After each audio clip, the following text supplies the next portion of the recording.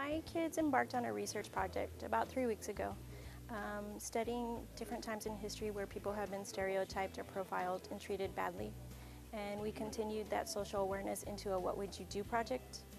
And we heard that Coach Gonzalez was with him during spring break, and he made the connection, and that's how he ended up here.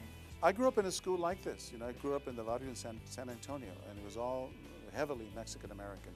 So I just wanted to give these kids some inspiration and to remind them that anything is possible in this country if they really put their hearts to it, and if they really study and try, and despite what the world is telling them, try to excel, try to make that dream come true.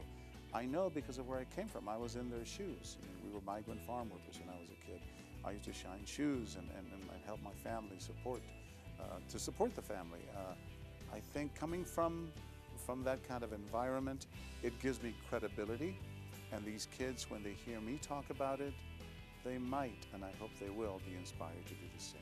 Basically, he first rounded up like his life story kind of thing, and then he kind of tied into a lesson with that. Basically, the lesson being that don't give up even in situations that are really tough, and also don't let people telling you no stop you from going out reaching your dreams, because if you have the mindset of you will lose, you're going to lose.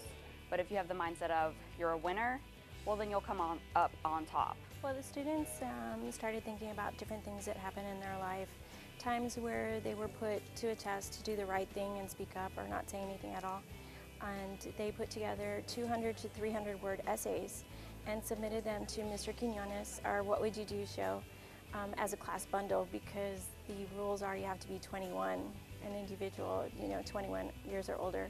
So we did give those to Mr. Quinones. The librarian selected 10 of them, and he let those 10 students know that they had been chosen by the librarian. And you never know what could happen. It's an opportunity that could possibly one day be used for the show. Like, some of them were just like so creative, some of them, and then you kind of like hope to wonder like, how did they come up with these in like 2 days times?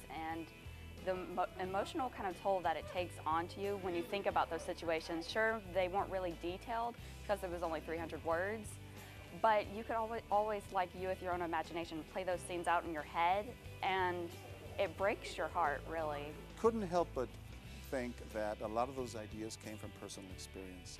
When someone talks about a young child being slapped around at a department store, at a grocery store, when a young girl talks about a father sexually abusing his daughter, you wonder where they get it from, and I think too often, as is the case in all over the country, it comes from a personal experience. So I was very touched by the ideas that they had, and inspired by the fact that they're willing to talk about it, that everyone now seems open to at least telling an adult about something they witnessed that was wrong.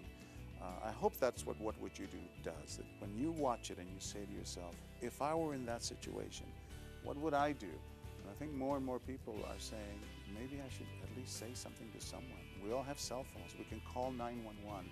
We're not saying everyone should become a hero and interfere with the bad guy doing something wrong, but we can at least sound the alarm. And I saw that in these kids, and they had great ideas, and maybe we can use them on the show.